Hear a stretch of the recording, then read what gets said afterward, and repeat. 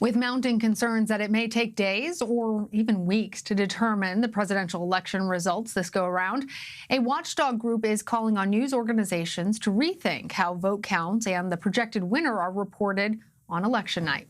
This week, the National Task Force on Election Crises sent letters to several major news organizations. That includes here at CBS, plus ABC, NBC, CNN, Fox News, and the Associated Press. The group is calling on the outlets to address how they'll handle exit polling, a surge in absentee ballots, a prolonged vote count, and a situation where one candidate declares victory before the final results are tallied.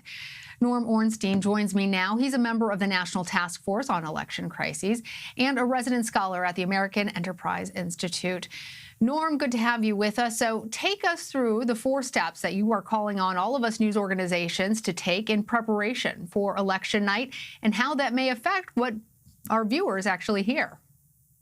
Sure, Lana. And let me start by saying that I was an election analyst with CBS News for 30 years through 7 presidential elections plus the midterm contests.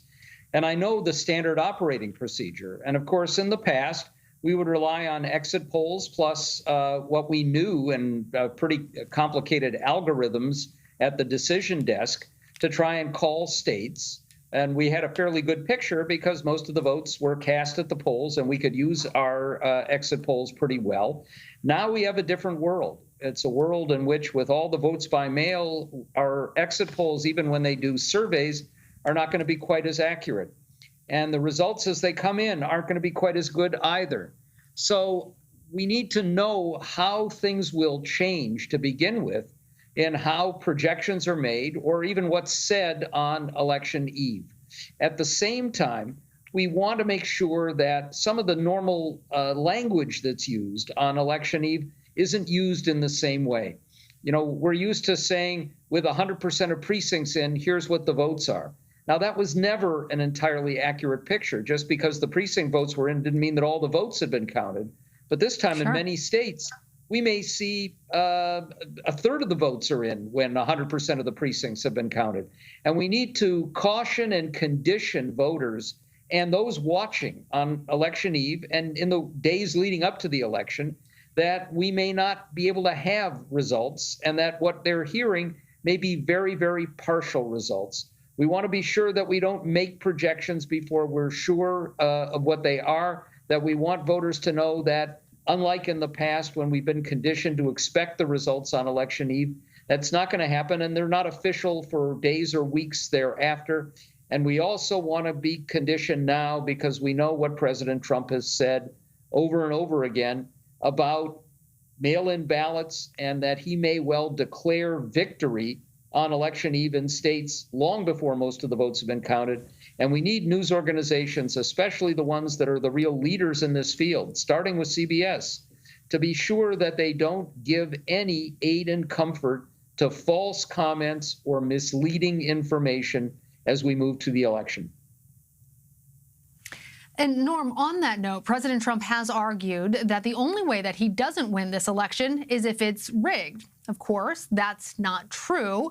And all of our polls show that it is a very tight race. So how would you encourage all of us news organizations to cover the president if he were to announce his win prematurely? So I think we have to be sure that we don't give a lot of airtime to false statements made, and make sure that when things come in, including over social media, that are misleading, that it's reported very directly. And if the president says something that's false, it has to be called out immediately, maybe even while he's speaking, and maybe even with a crawl, but in different ways to make it clear that this is not accurate. And we're going to get this coming from multiple sources, including very possibly from the Russians and from others. We have to look at this election starting now, weeks in advance, through a different lens. We're in a different world. We've never had a president basically say that the election is rigged unless he wins. We haven't had the kind of misleading information such as we just got from the U.S. attorney in Pennsylvania, the attorney general, the press secretary, the president, and then the president about 9 ballots in Pennsylvania that were actually not going to be legitimate ballots because they didn't have the, as Pennsylvania requires, the inner security envelope, but that were opened mistakenly by election officials, not in a malign way, because they thought they were applications and not ballots. This was nothing corrupt, and it doesn't have any larger implications. We need to be sure that we sort out false and misleading statements, and that we condition people to understand that we're not in a typical election and the results are not going to come in a typical way, and we're dealing with some malign actors here. Now, Norm, in the past, you mentioned how we would report with 80% of precincts reporting, with 99% of precincts reporting, and that didn't really take into account absentee ballots because those were a smaller percentage of the overall vote in any state. And so you all on the decision desk could have a very good sense between exit polls and the other things that you were seeing being reported in from precincts that the data was in fact good. But in this case, with the pandemic, do we have any sense of how many of these ballots are going to be cast absentee and how long it could actually take for them to be counted? This is going to vary from state to state, as a matter of fact. So one of the things that I would urge networks and others to do is to take a look at the votes that were cast precinct by precinct in 2016 and use it almost as a rough template. If what we're getting on election eve is a third or a half of the votes that had actually been cast 4 years earlier in the presidential contest, it's a pretty clear signal that we've still got a whole lot of votes to come.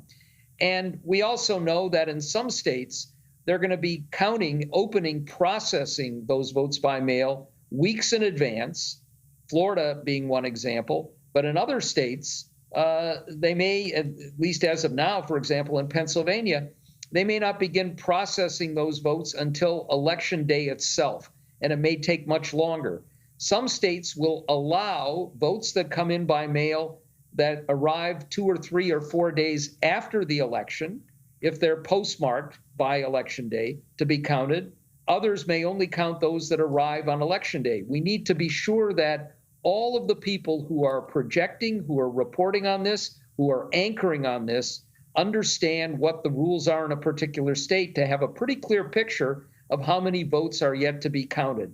And remember as well that this is going to be tricky business because we know from surveys that in a state like Wisconsin, for example, almost 3/4 of self-identified Republicans say they intend to vote in person, while almost 3/4 of self-identified Democrats and independents have said they intend to vote by mail.